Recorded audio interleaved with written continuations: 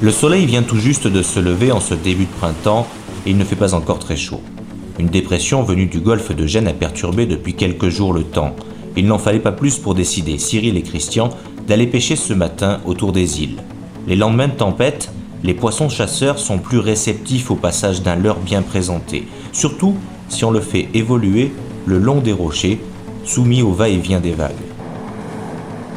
Nos deux pêcheurs le savent bien et ils sont déterminés à tenter leur chance autour des îlots exposés à la houle. Ils décident dans un premier temps de se positionner à l'entrée d'une petite crique, là où les courants poussent des eaux chargées en éléments nutritifs et où les poissons fourrages se mettent à l'abri.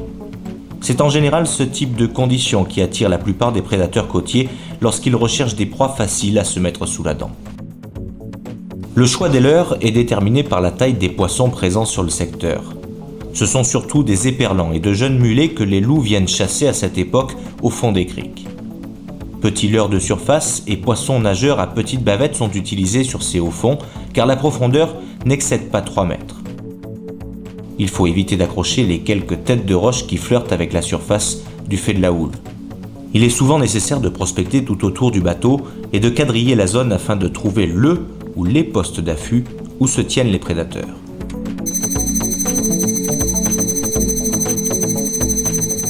Chacun à bord fait travailler son leurre à sa manière pour le rendre le plus attractif possible. Petite tirée, récupération rapide, temps d'arrêt plus ou moins marqué, chacun manie son leurre en fonction de son expérience, de ses habitudes, mais surtout en fonction du poisson recherché.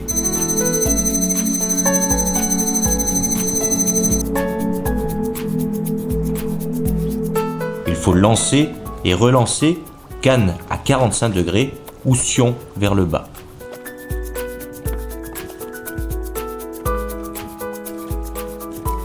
Le bateau qui dérive permet de couvrir une surface plus importante et offre plus de chances pour trouver les poissons en maraude.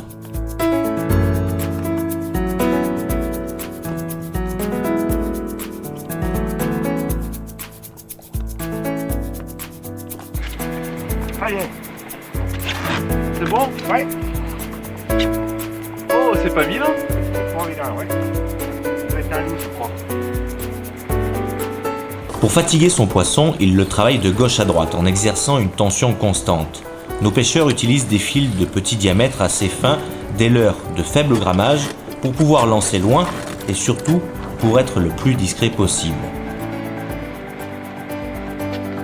C'est une canne raide aussi là.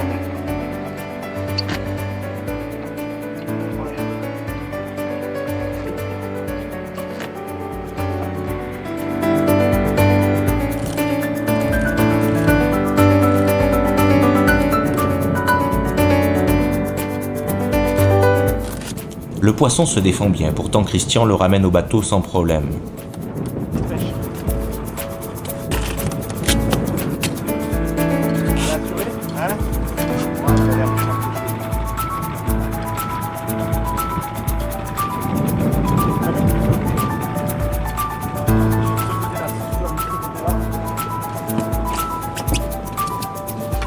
Ah, c'est pour un mort.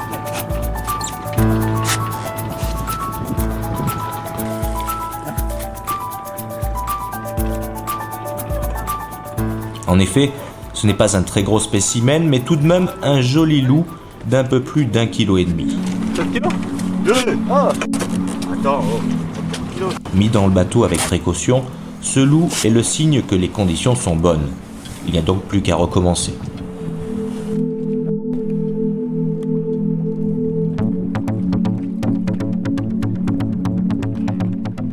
Alertés un peu plus loin par les plongeons répétés d'une mouette, nos deux pêcheurs se dirigent vers le point signalé par l'oiseau.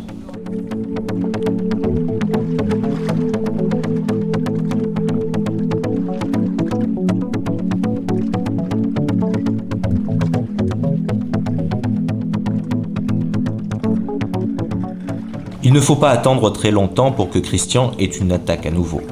Le combat semble plus musclé. Ayant dépassé la pointe rocheuse, le secteur est moins abrité. Il faut à la fois maîtriser son poisson et garder son équilibre dans une mer houleuse.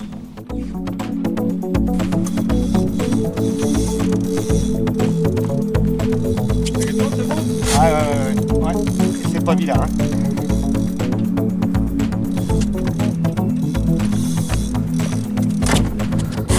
Elle casse la gueule. Le poisson a l'air de se défendre avec vigueur. À l'aplomb du bateau, il tire fortement sur la ligne, ce qui empêche Christian de pouvoir le maîtriser correctement.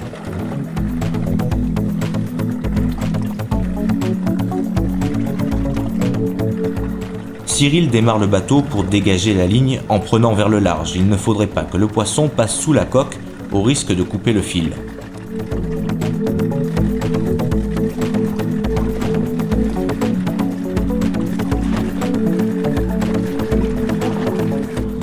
Christian peut maintenant prendre son temps et amener sa prise vers la surface. Hein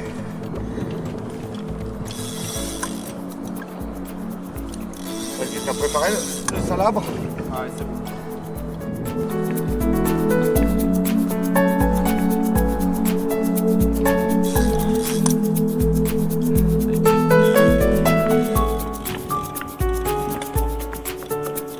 Ça y est, tu vois. Oh, c'est un barra. Regarde. Eh, il est pas vilain, hein.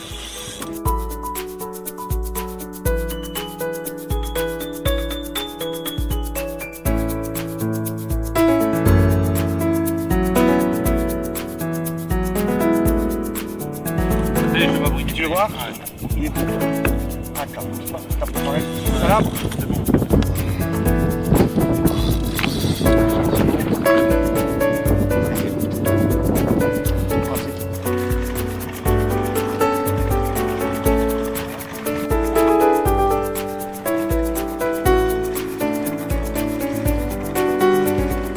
Ce n'est pas un loup comme on aurait pu le penser au départ, mais un assez beau barracuda. Par chance, le leurre est resté coincé à l'extérieur de la bouche, empêchant le barracuda de couper le bas de ligne.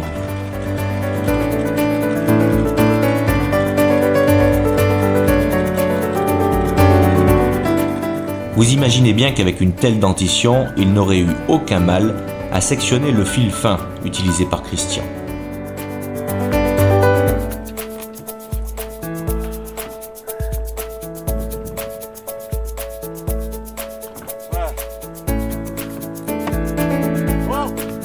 Cette sortie de début de printemps ne fait pas oublier à nos deux pêcheurs, bien au contraire, que dans un mois, ils partent pour la Corse, histoire d'être au top avant de commencer la saison chez nous.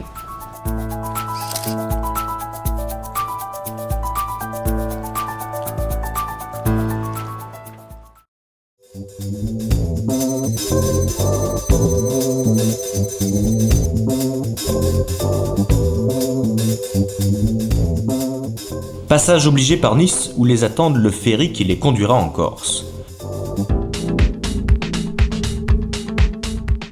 Nice, avec sa superbe baie des Anges, est une excellente destination pour les pêcheurs en surfcasting. Ses eaux turquoises indiquent la présence de fonds sablonneux où viennent se nourrir marbrés, dorades royales, sarres et loups le soir venu.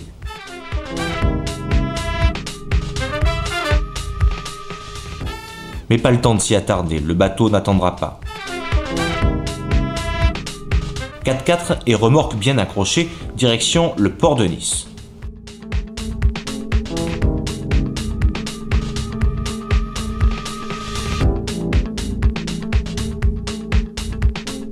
L'imposant navire à grande vitesse de la Corsica Ferry prépare sa manœuvre d'entrée au port. Rien que de le voir, nos deux pêcheurs ont déjà l'impression d'être partis.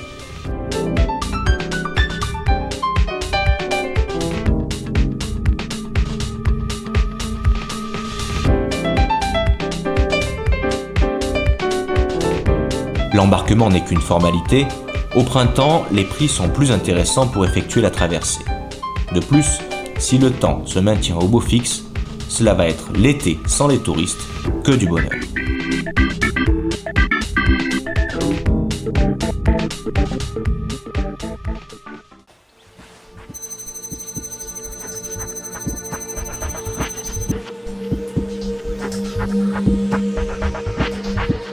« 7h du matin. La journée s'annonce superbe, soleil radieux, vent nul. Après une bonne nuit passée dans une des villas du domaine de Upahezulu, dans le golfe de Pinarello, Christian et Cyril s'activent pour charger le maximum de matériel à bord du bateau et du 4x4. Il ne faut rien oublier pour cette première journée de pêche, glacière, appât, sac et boîte de pêche. Plusieurs types de cannes vont être emportés afin de répondre aux spécificités de chaque technique. Pour le lancer léger, la traîne côtière au petit leurre, voire même plus puissante pour pêcher avec des vifs et enfin pour la pêche à soutenir. Différentes puissances, différentes longueurs sont souvent nécessaires pour couvrir l'ensemble des besoins. Ce matin, il n'y a pas un programme de pêche véritablement établi. Nos deux pêcheurs s'adapteront aux conditions rencontrées et mettront en œuvre les techniques les plus appropriées pour prendre de beaux poissons. C'est pour ces raisons qu'ils sont obligés d'emmener avec eux une quantité de matériel relativement importante. Vérification de dernière minute pour voir si tout est bien fixé et si l'on n'a rien oublié. Maintenant, direction le golfe de Porto Vecchio, face aux îles Cerbicales.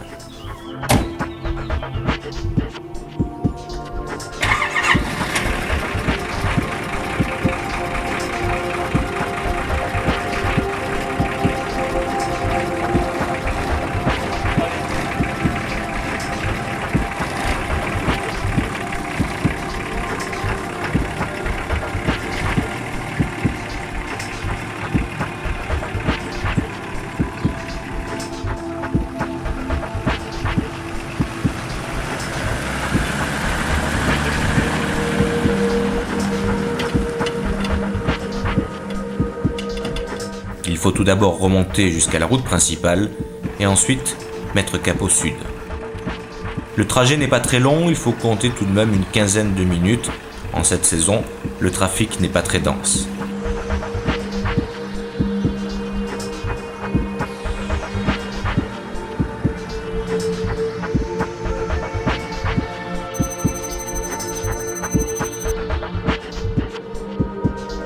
Porto Vecchio est la ville du sud la plus importante sur la côte est. Son port de plaisance est très bien abrité au fond de son célèbre golfe.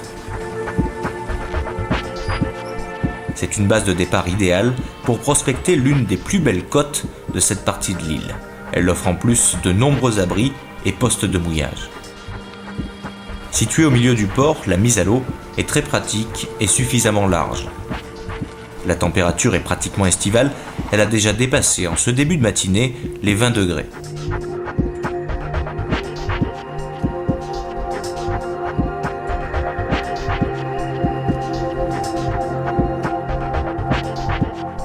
Il faut maintenant armer le bateau et surtout arriver à y faire rentrer tout le matériel. Tous ces équipements peuvent paraître excessifs compte tenu de la taille du bateau, mais il vaut mieux avoir tout sous la main, ce serait dommage d'en oublier une partie dans la voiture.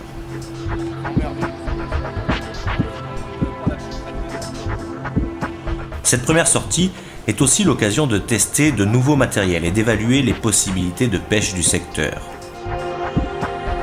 En cette avant-saison, nos pêcheurs n'ont aucun a priori.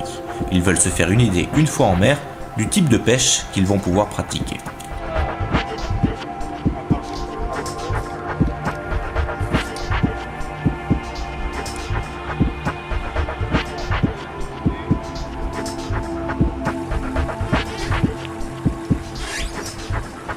La mise à l'eau ne pose aucun problème. Un petit bateau correctement motorisé sur remorque est sans doute la solution la plus adaptée pour la Corse.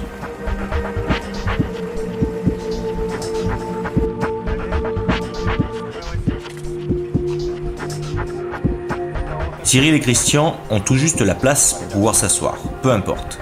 Il est vrai que cela change des bateaux habituellement utilisés par l'équipe du magazine. L'essentiel, c'est d'avoir tout sous la main et de pouvoir pêcher en Corse.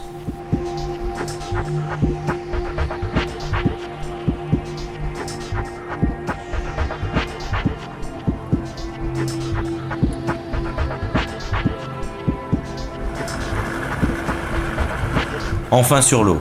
La journée s'annonce idéale et la météo prévoit des conditions anticycloniques pour les jours à venir. Un vrai régal.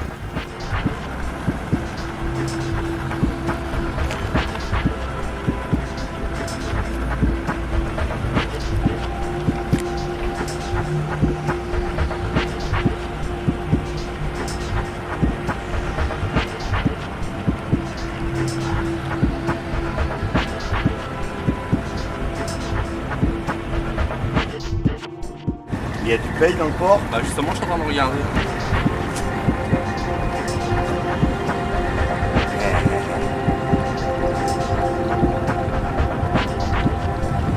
Tu vois, sur 3 mètres d'eau, ils sont vraiment au fond.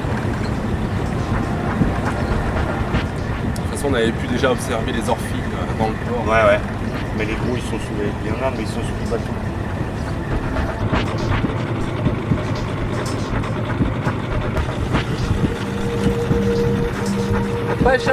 Cyril et Christian seraient tentés de pêcher déjà dans le port, dans l'espoir de faire quelques vifs avant la partie de pêche. Et même si le sondeur annonce déjà quelques bancs de poissons, ils attendront d'être sortis de la passe pour mettre une canne à l'eau. On va faire une petite traîne vite fait là, si on peut faire quelques vifs, Christian. Ouais.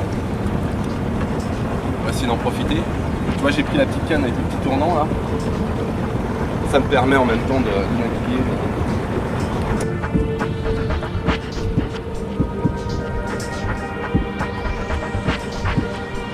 Il y a un gros paye en bas là. Ouais, t'inquiète pas. Mais tu sais que le matin de bonheur, là, t'as les liches qui viennent chasser là. Tiens, regarde, c'est le symbole là. Cyril manie sa ligne par de courtes tractions pour optimiser la nage de son petit leurre. Rien n'y fait. Le soleil est déjà haut dans le ciel et l'eau très claire ne favorise pas la capture de poissons méfiants comme les orphies ou les oblades, pourtant bien présentes en général à la sortie des ports. Mais cela ne coûte rien d'essayer, histoire de voir. Pas le temps d'attendre pour pêcher un poisson improbable. Mieux vaut remonter la ligne et ne pas perdre une minute afin de gagner la pleine mer au plus vite. La navigation dans le golfe de Porto Vecchio donne l'impression d'être sur un lac.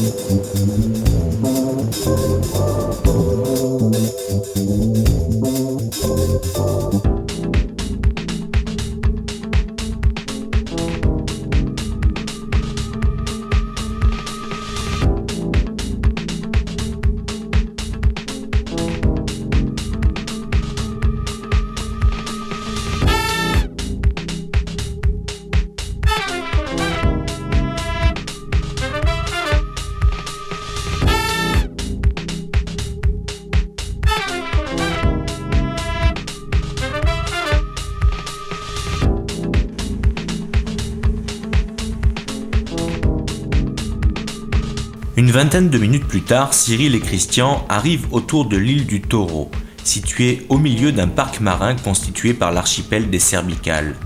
Les nombreux cormorans qui y vivent sont les gardiens de ces îlots perdus.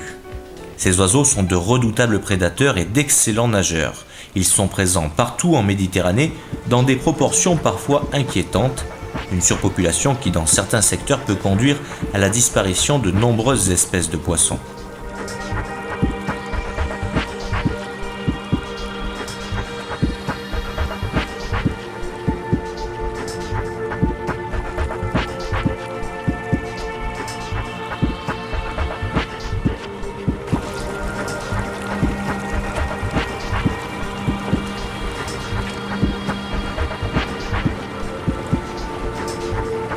Après avoir traîné quelques minutes au milieu de nombreux sacs plastiques portés par le courant, nos deux pêcheurs décident de changer de technique. Même dans un endroit aussi paradisiaque, ces sacs défigurent et polluent durablement la Méditerranée. Cyril et Christian préfèrent maintenant essayer de pêcher en lançant des petites jigues sous l'œil bienveillant des cormorans.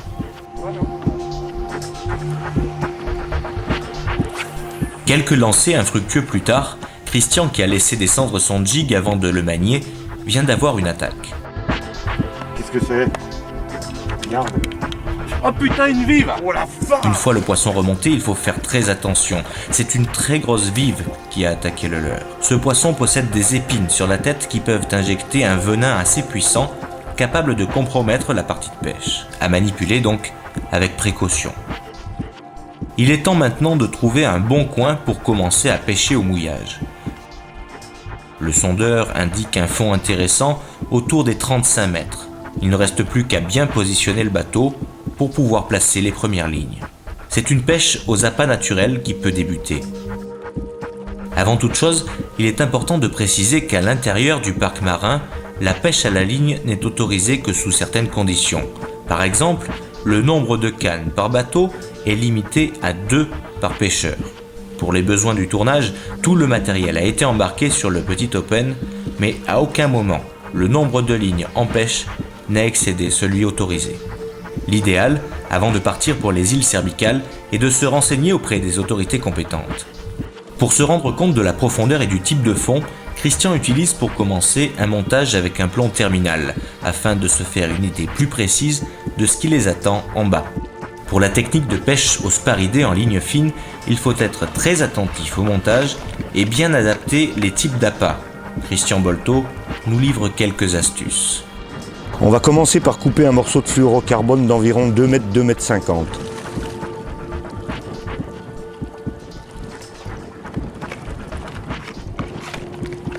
Comme nous allons commencer à pêcher avec des petits vers, je vais choisir un hameçon en rapport avec la taille de l'appât et avec les poissons visés.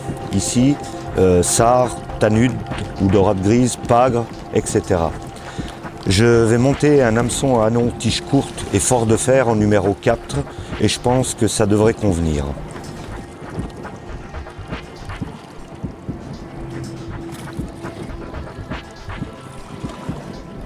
J'attache l'hameçon au bas de ligne à l'aide d'un nœud simple.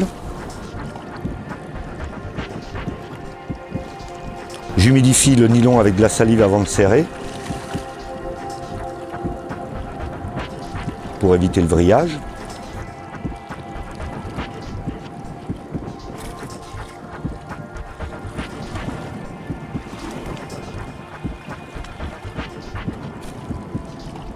À l'autre extrémité, je fais une double boucle.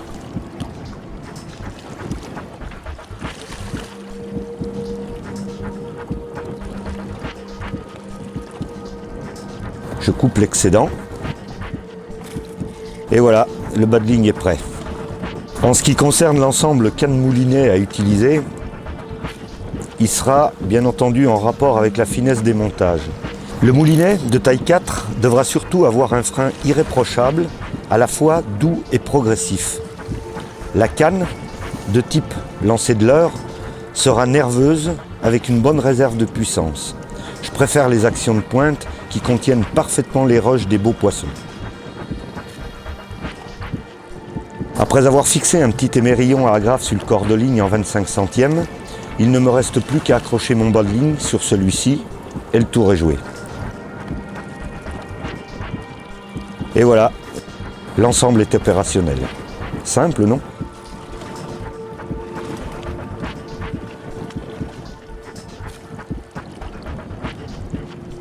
Je reviens sur un point très important pour faire les bas de ligne. Il vaut mieux utiliser du fluorocarbone que du nylon ordinaire. Sa quasi-invisibilité et sa résistance à l'abrasion font la différence, surtout dans des conditions comme celles d'aujourd'hui. Une chose importante à prévoir également, un peu de lest au cas où il y ait du courant.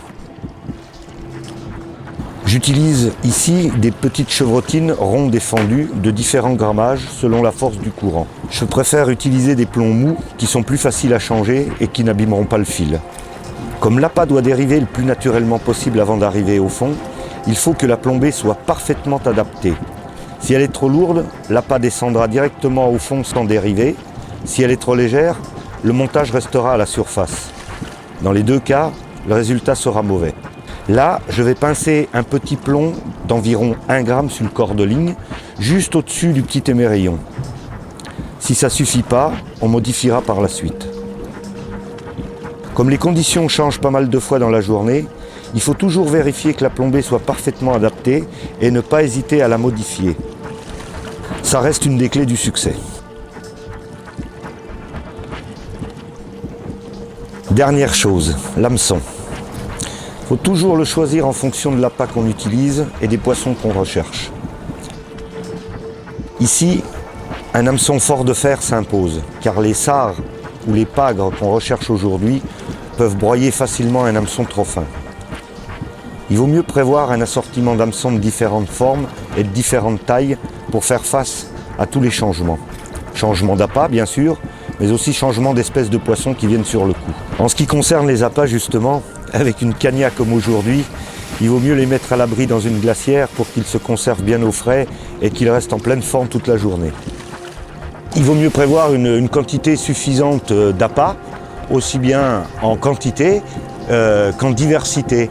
À différents moments de la journée, les poissons auront une préférence pour tel ou tel verre, soit la dure, soit la demi-dure, mouron ou américain.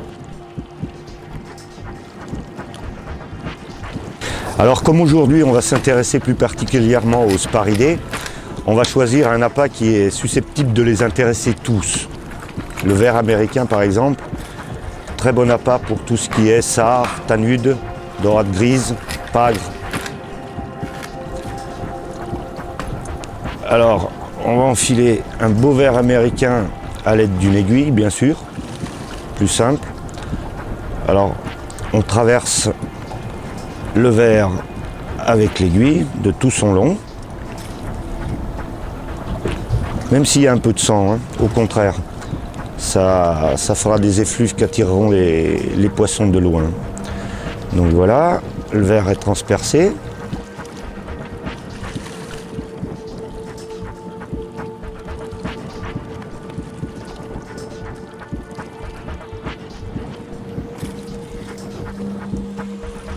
On va maintenant prendre le bas de ligne avec l'hameçon et piquer l'hameçon sur le bout de l'aiguille et tout doucement enfiler le ver le long du bas de ligne. Voilà, sans le couper. Voilà, on va bien l'étaler pour que sa présentation soit parfaite et puis surtout pour que les poissons aient envie de le manger. Voilà, comme ça c'est parfait. Alors, un autre type d'appât un peu plus conséquent pour intéresser les plus grosses sparidés comme les pagres, les dentis, sont les gambas. Gambas crues, congelées, qu'on va décortiquer. C'est-à-dire on leur enlève la tête, on enlève la carapace. Moi je laisse toujours un petit bout de queue comme ça. C'est pas mal, ça fait une attraction un peu supplémentaire.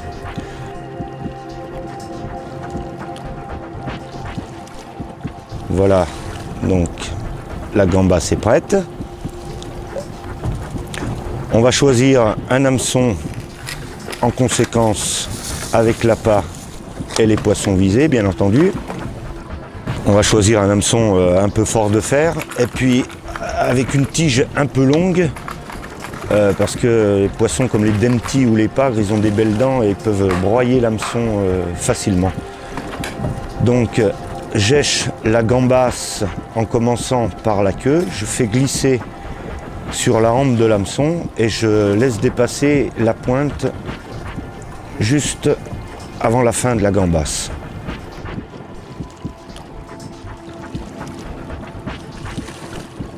Et voilà, avec ça vous aurez une présentation impeccable.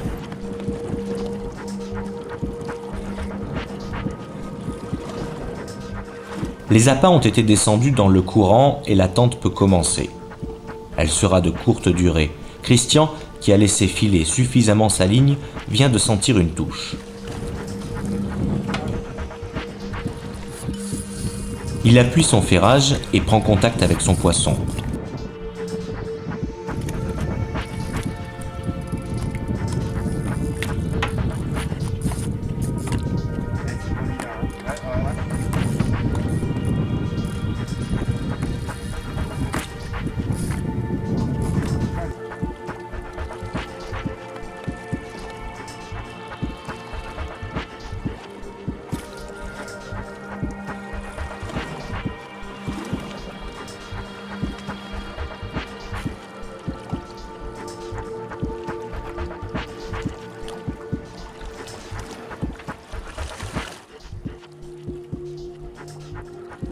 Il n'a plus qu'à le travailler en douceur afin qu'il ne se décroche pas. Son bas de ligne est assez fin et il ne veut prendre aucun risque.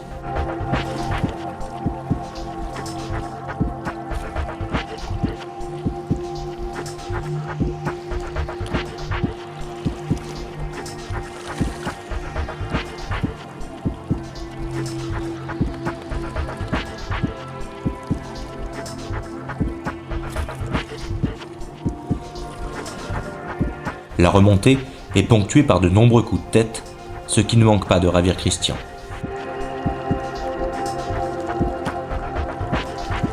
La défense obstinée du poisson est caractéristique, aucun doute, c'est un joli sparidé. Christian, qui a une bonne expérience en pêche fine, ne se précipite pas, il domine la situation. Sans être énorme, le poisson se défend bien et ses réactions sont parfois brutales. Rien d'étonnant, c'est un joli pagre.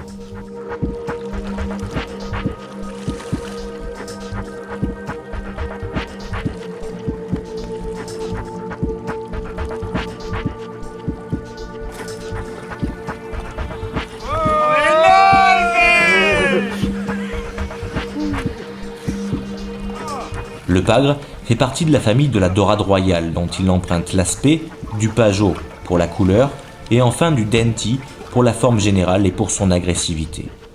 Véritablement, c'est un joli poisson.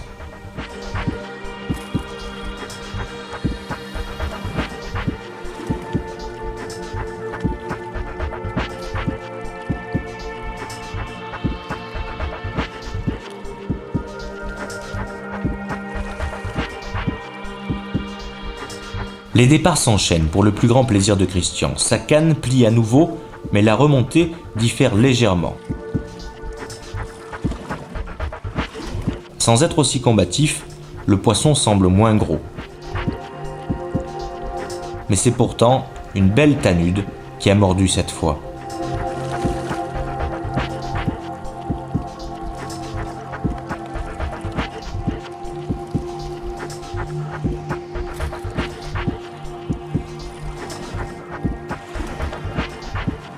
La tanude est communément appelée dorade grise. Elle peut atteindre un poids de plus de 2 kg et les mâles au front bombé arborent des couleurs bleu foncé du plus bel effet. Ces poissons vivent en banc et se tiennent dans le courant. Lorsqu'on amorce, il est possible d'en prendre d'assez grandes quantités. C'est pour éviter de ne pêcher que ce type de poisson que nos pêcheurs n'ont pas amorcé avant la partie de pêche. Ils espèrent ainsi pouvoir prendre différentes espèces et non pas que des tanudes.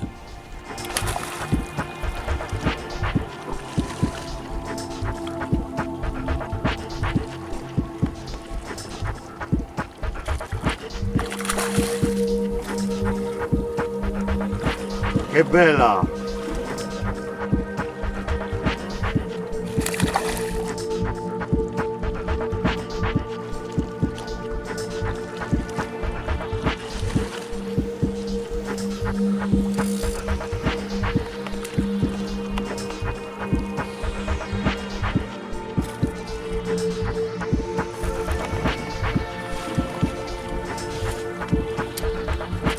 Pêchant en 20 centièmes, Christian préfère assurer en salabrant son poisson.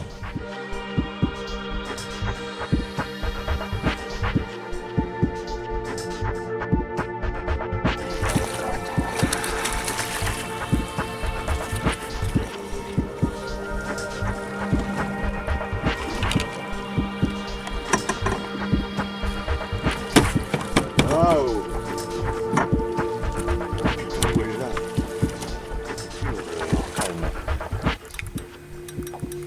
Après un superbe rush, c'est enfin au tour de Cyril de tenir un beau spécimen. Il la voit pas, hein? On lui file. Il la voit pas.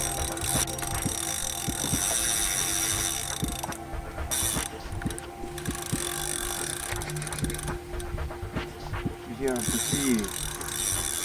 Ah, c'est peut-être la pyramide. Effectivement, il a l'air assez gros. Son frein, réglé ultra léger, permet au poisson de s'exprimer. Ce qu'il ne manque pas de faire d'ailleurs. Ah, ça doit être joli parce que le temps de combat... Oh! Oh, jaune! Oh, John, qu'est-ce que tu dis là? Oh là, elle est pas contente, hein?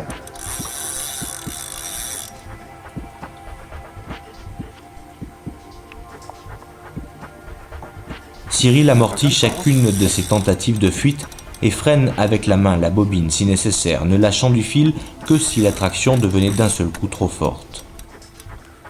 Les choses ont l'air de bien se passer pour le moment. En pompant régulièrement, Cyril remonte son poisson par petits paliers. Son bas de ligne en fluorocarbone est en 23 centièmes et il ne faut pas risquer de casser ou de se faire couper avec une tension excessive du fil.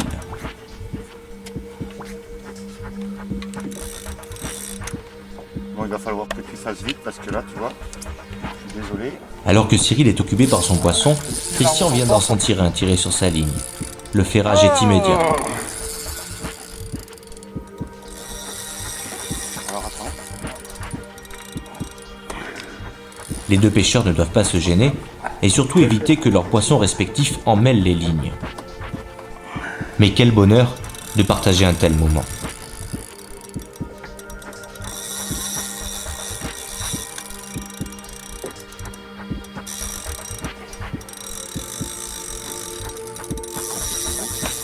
Ouais.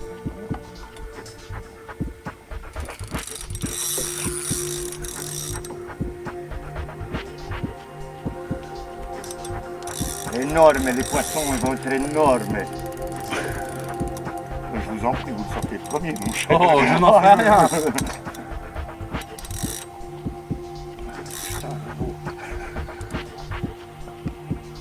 Oh mince. Oh mince. La question qu'il se pose maintenant, lequel des deux va sortir en premier son poisson? Vous la voyez, les gars. Christian semble avoir une prise moins combative que son collègue et il ne tarde pas à l'amener tranquillement vers la surface.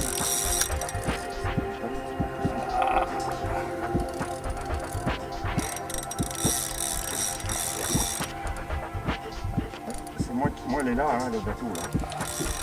C'est une tanude, moins grosse que les précédentes, qui arrive la première au bateau. Dans la gueule, je sais pas ce que c'est. Elle avait c'est un béquille. Denti, denti. Attends, bouge pas. Belle surprise en revanche pour Cyril qui laisse éclater sa joie. Le poisson avec lequel il est aux prises depuis plus de 10 minutes est un superbe denti qui a mordu à la crevette sur ligne fine.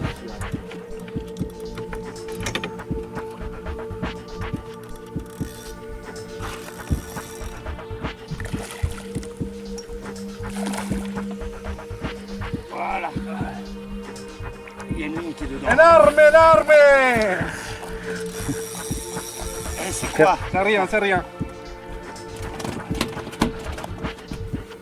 Ce dernier a pris au passage la grosse ligne de fond montée avec un calamar et qui n'a eu malheureusement aucun succès.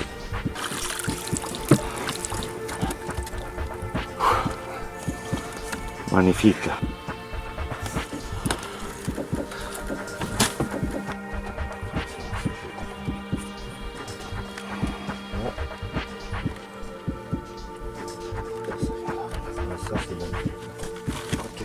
Enfin à bord, ce denti symbolise le rêve de tout pêcheur qui vient faire un tour en Corse. Le denti, appelé normalement denté, tire son nom de sa formidable dentition. Ce terrible prédateur possède de véritables crocs capables de saisir ou de blesser mortellement les poissons et les céphalopodes dont il se nourrit.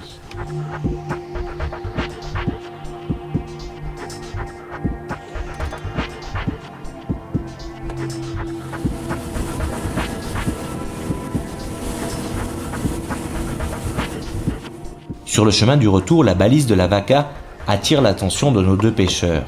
Ils découvrent avec stupéfaction la présence de deux poissons pilotes. Christian ne peut s'empêcher de tenter un petit coup de ligne afin de pouvoir en photographier un de près.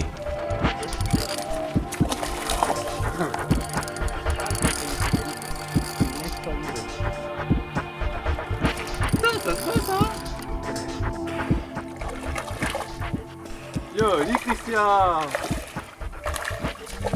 Regarde la femelle. Mais le poisson pilote ne l'entend pas ainsi, et Christian a beaucoup de mal à le ramener vers le bateau. Par fidélité ou par curiosité, le conjoint n'a pas cessé d'être présent aux côtés de celui qui a été piqué. Attends, c'est une horreur la pêche que ça. Les poissons pilotes escortent en général les gros prédateurs pélagiques dans leurs déplacements. Ils font partie de la famille des carangidés, au même titre que les liches, les sévreaux ou les cérioles. Pas étonnant qu'ils aient une telle énergie. Savoir sur... Ah mais si vous savez à chaque fois où il était.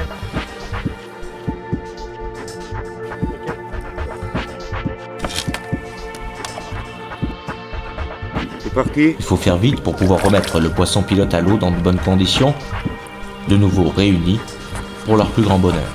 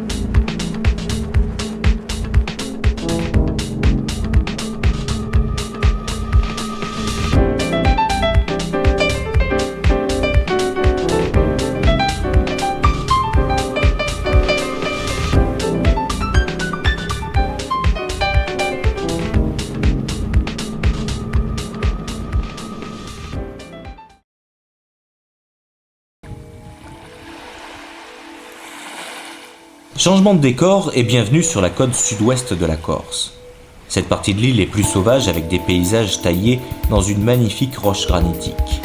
On y trouve très peu d'habitations et le maquis vient flirter avec la mer entre chaque plage de sable blanc bordée de gros blocs de granit.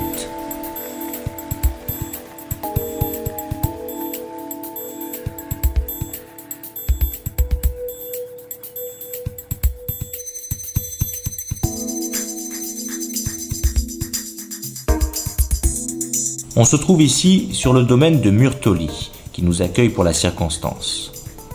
Ce magnifique domaine privé de plus de 2000 hectares est un véritable havre de paix.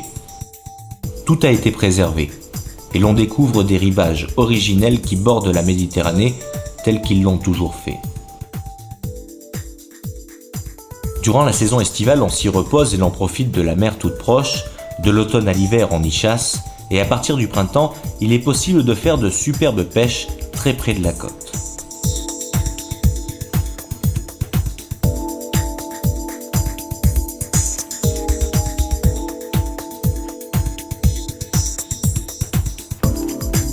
Il s'agit maintenant de mettre le bateau à l'eau.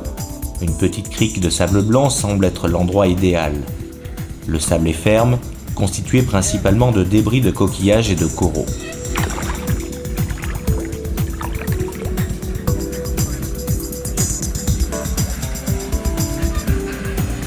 La mise à l'eau ne semble poser aucun problème.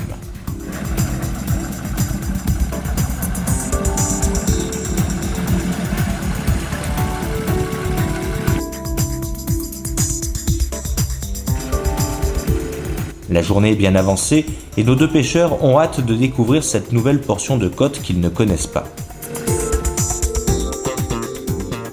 Ça mord. Attends. Là, c'est la mise à l'eau.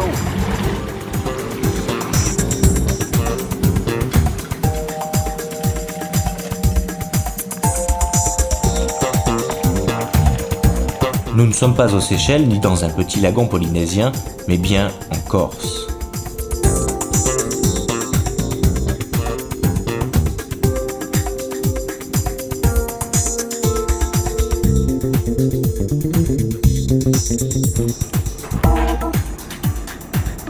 Au programme, une sortie de repérage. Il est nécessaire de reconnaître les lieux en vue de la partie de pêche prévue en bateau le lendemain.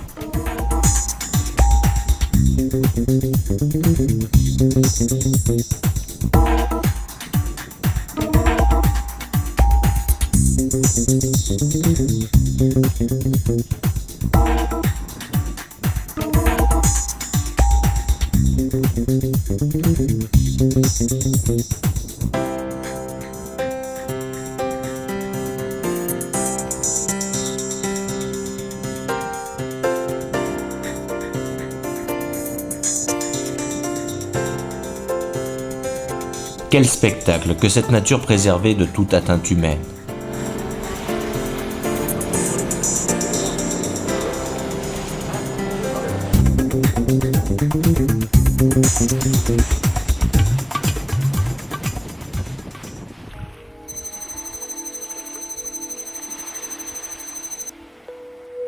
En cette fin de journée, Cyril et Christian n'ont pas pu résister à l'appel d'une des plus belles plages de cette portion de l'île. Ils avaient amené dans le 4x4 une partie de leur matériel de surfcasting au cas où une occasion se présenterait. La sortie de l'Ortolo, petit fleuve venu des montagnes toutes proches, était sans aucun doute l'endroit idéal pour passer un bon moment au bord de l'eau. Christian a lancé un plomb à une centaine de mètres sans montage et donc sans appât, afin de se faire une idée assez précise du fond. Il ramène doucement pour pouvoir déceler le moindre obstacle.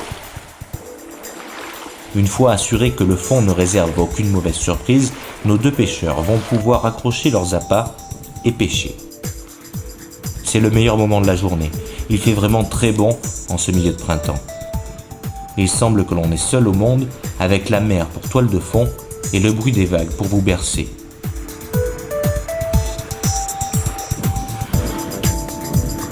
Pas âme qui vive à perte de vue.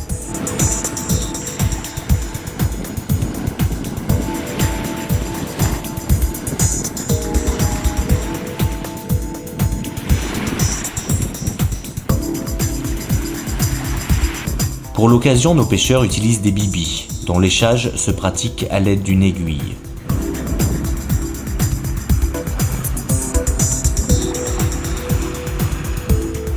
Il faut tout d'abord faire passer l'aiguille par un des orifices naturels du verre sans forcer. Il faut éviter de le percer pour ne pas qu'il se vide.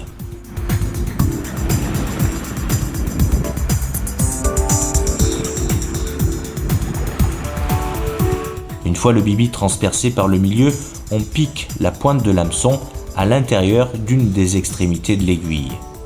On tend ensuite le fil entre ses doigts tout en maintenant l'autre partie de l'aiguille. La tension doit être suffisante afin que l'hameçon ne ressorte pas au moment où le verre est enfilé. Il est parfois nécessaire que l'aiguille se courbe. L'important est de bien guider le bibi entre ses doigts et de le faire coulisser entièrement sur le fil. Une fois complètement enfilé, il faut faire ressortir uniquement la pointe de l'hameçon. Il est également possible de faire passer le fil à l'intérieur de l'aiguille et de faire coulisser ensuite le bibi. Il ne reste plus qu'à attacher le bas de ligne à l'émerillon.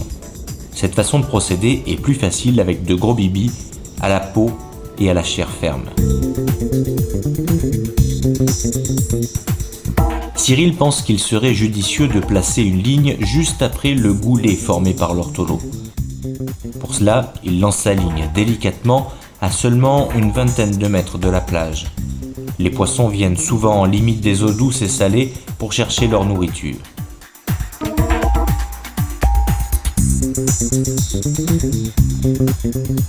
Cyril laisse pas mal de fil et ne tend surtout pas la ligne.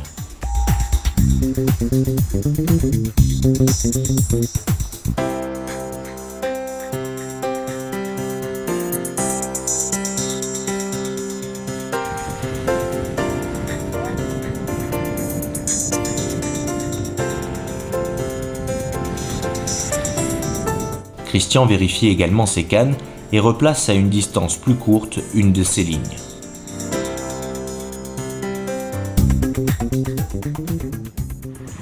Tu avais mis les avertisseurs de touche hein. Ouais, parce que comme je m'éloigne, tout ça, j'aime bien. Puis la nuit, t'as une lumière bleue, c'est bien. J'ai eu deux petits buts tout à l'heure, mais rien du tout. Et tu pêches fil tendu avec ça aussi? Ou détendu complètement? Non, comme j'ai des moulinets débrayables, tu sais, je pêche en montage coulissant. D'accord. Donc dès que j'ai une petite tape, le frein suivant le vent qu'il y a, je le règle. Ça part, tu fais un quart de tour de manivelle, puis tu reviens au frein initial. J'aime bien pêcher comme ça. D'accord. J'aime bien pêcher comme ça. Ah, donc c'est ceux-là alors Ouais, tu vois, c'est des détecteurs comme ça. D'accord. Et tiens, tu vois, regarde, moulinet débrayable. Donc dès que tu as une petite tirée, d'accord. tu vois, tu as la lumière et tu as le son. Donc les deux, je les règle différemment. Tu vois, les sons différents. Voilà, donc je sais ça justement sur un catalogue il n'y a pas longtemps. Toujours pas une touche. Alors Christian. Rien du tout. En ce début de saison, les eaux sont encore très fraîches, entre 16 et 17 degrés. Les belles dorades royales se rapprocheront dès que des conditions anticycloniques se maintiendront suffisamment longtemps. Cyril, qui avait laissé une grande bannière à sa ligne, vient de voir disparaître l'excédent de fil. Il procède ainsi pour que la dorade ne sente aucune résistance lors de la prise en bouche de l'appât. En effet, un poisson vient de tendre la ligne. Il prend sa canne en main et attend, fil entre les doigts, afin de sentir la touche. Dès la prise de contact avec le poisson, il n'hésite pas à ferrer. Quelques tirées et 2 coups de tête font plier le sion de la canne. Pas de quoi s'affoler tout de même. C'est une dorade de quelques centaines de grammes qui a succombé à l'attrait du bibi.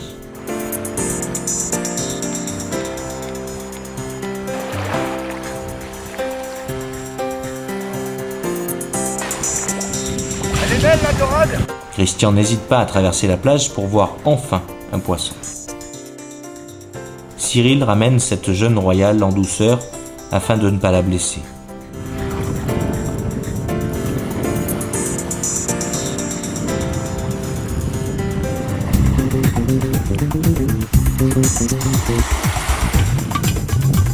Au printemps, lorsque les gros spécimens ne sont pas encore rapprochés des côtes, les petites dorades sont le lot quotidien des pêcheurs en surfcasting qui pratiquent durant la journée. Il ne faut pas trop tarder à défaire cette petite royale afin de lui offrir toutes les chances de pouvoir repartir.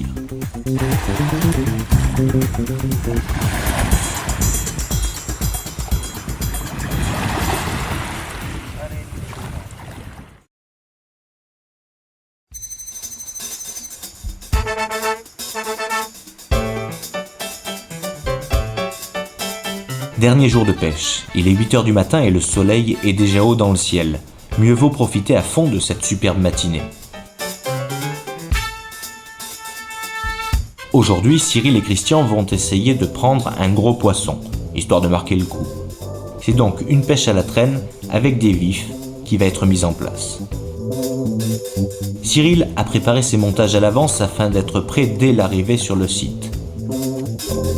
Il les range dans des pochettes en plastique transparent et peut choisir celle qui lui convient en fonction de la taille du vif.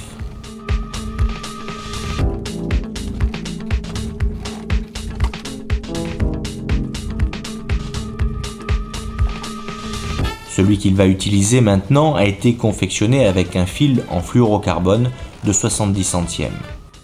Son bas de ligne est constitué de 3 hameçons 6-0 forts de fer. Le premier servant à tracter le vif, les 2 autres pour piquer le poisson. Cyril a choisi une canne stand-up de 20-30 livres et un moulinet tournant de taille 4-0 contenant plus de 400 mètres de fil d'une résistance de 30 livres. Cela constitue un ensemble homogène capable de brider et de remonter de gros poissons. Le bas de ligne, d'une longueur d'environ 2,50 m, sera relié par l'intermédiaire d'un nœud à un émerillon d'une résistance de 80 livres attaché à la ligne mère. Mieux vaut soigner ces nœuds dans ce type de pêche car on ne sait jamais à qui on va avoir affaire. Quelques sévreaux ont été pris la veille à la bombette avec des morceaux de verre américain. Gardés vivants dans une bourriche, ils seront idéaux pour la pêche d'aujourd'hui. Pour pouvoir manipuler son vif facilement, il est préférable de le placer dans un chiffon imbibé d'eau de mer. Le premier sévreau va être armé avec les 3 hameçons afin d'être traîné à moins de 2 nœuds.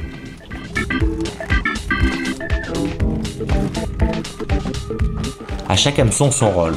Celui servant à le tracter traverse les narines, quant aux 2 autres, ils sont piqués juste sous la peau de chaque côté du corps, les pointes entièrement découvertes. Il faut faire vite tout en évitant de toucher un organe vital et veiller à ce que les fils des hameçons latéraux ne soient pas tendus. Pendant toute l'opération, il faut maintenir fermement son poisson pour ne pas qu'il s'abîme et pour ne pas se blesser avec les hameçons.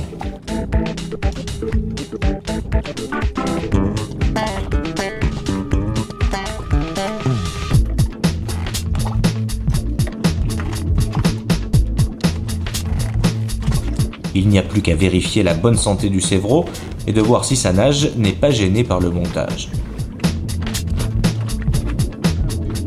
Il semble parfait.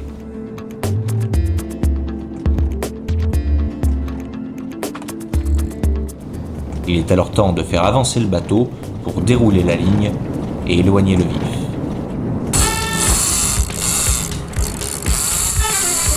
Impossible de mettre le plomb et de traîner.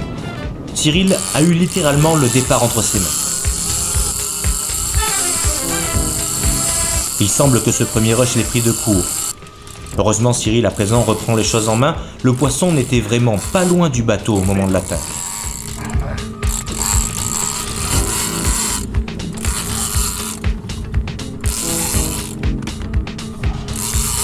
Cyril est presque certain que c'est une jolie céréole qui est au bout. Christian, aux commandes, doit suivre les instructions de Cyril et le placer le mieux possible par rapport à son poisson. Christian, tu reviens sur l'avant là.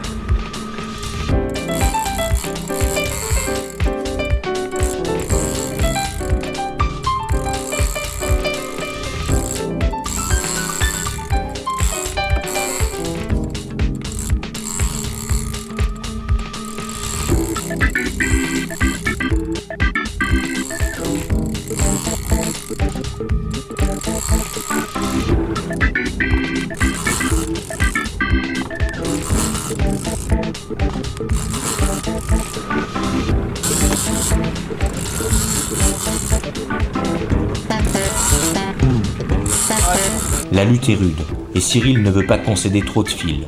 Il essaye de brider la céréole afin qu'elle n'aille pas chercher le fond. Une fois en pleine eau, le combat est plus équilibré et le stress de perdre son poisson a été évacué. Il faut maintenant récupérer du fil, mètre par mètre, en pompant efficacement.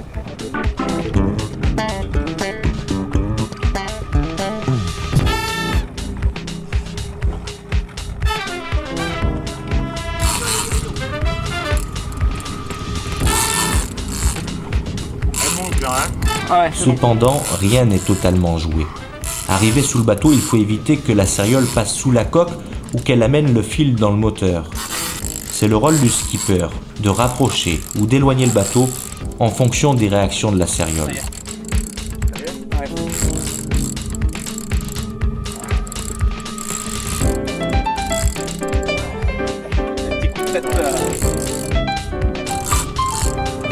Cyril sent que son poisson commence à montrer quelques signes de fatigue.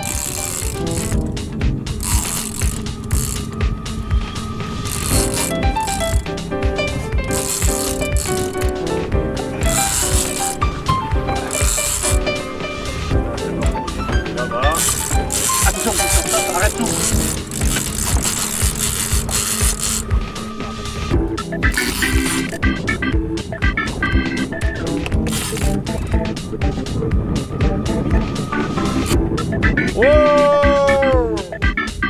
C'est une très belle céréole. Elle laisse miroiter ses flancs au soleil. Superbe spectacle. Christian, passe-moi la gaffe. Le gaffage ne présente pas une grande difficulté. Une fois arrivé en surface, la céréole est souvent épuisée par le combat et par la remontée. C'est bon. Ce type de pêche réserve de très belles surprises à seulement 1 ou 2 milles des côtes.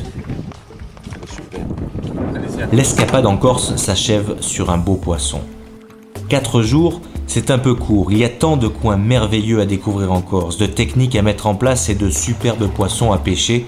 Il faudrait sans doute plus qu'une vie pour arriver à en faire le tour.